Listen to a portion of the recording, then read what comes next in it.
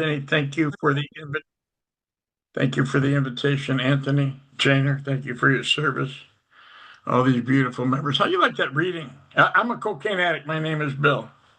It's just take a look around. I mean, I think that's an insult. They say, thank God we don't look like what we've been through. But I'll tell you what, I've been to some meetings where we look at worse than what we've been through. But that's okay. They have a hard time believing I'm 27, but I was rough out there, rough in the piece, right for the game.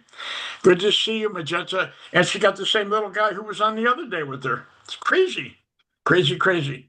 All right, that's enough breaking all your anonymities. You're on tape now. Good thing I don't know your last name, so I put you all on blast. So I saw in the flyer it says AANACA It doesn't matter.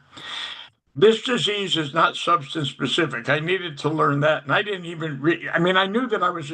I would say I was addicted to cocaine.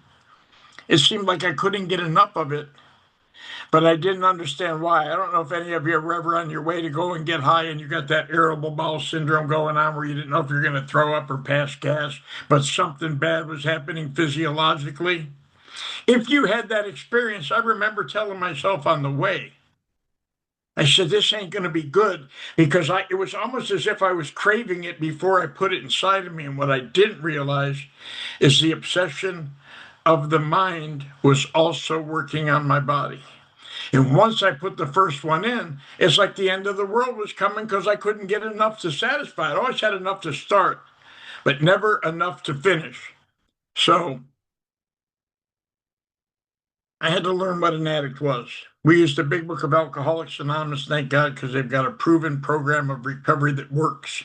If alcohol is a drug and they relieve alcoholism, which is a specific illness, but it solves the problem for addiction to alcohol, then it has to solve the problem for addiction to cocaine. And that's what I had to come to terms with because I really didn't know what an addict or an alcoholic was. What would happen is I would get clean as a result of something real tragic happening as a result of my last use. And I would come into the rooms and I would put my life back together. It was always easy for me to get a job because I could interview well. I couldn't keep a job for long because here's what would happen. We were talking about it the other day. I heard my buddy Terry speak at a meeting. There were times, Janer, when I had nothing going on in my life, and it was like a period of time. It seemed like it was almost some type of seasonal bipolar disorder. And I would get pulled over several times in rapid succession and get these speeding tickets. And after you get three or four of them, my mind started attacking me because you know I'm going to get points on my license. It's going to be a hefty fine. They're going to raise my insurance, and I'm wondering why I'm making good money and I got to drive around in $100 beater. It's because I couldn't afford the insurance. And what I realized is those times when I got those speeding tickets,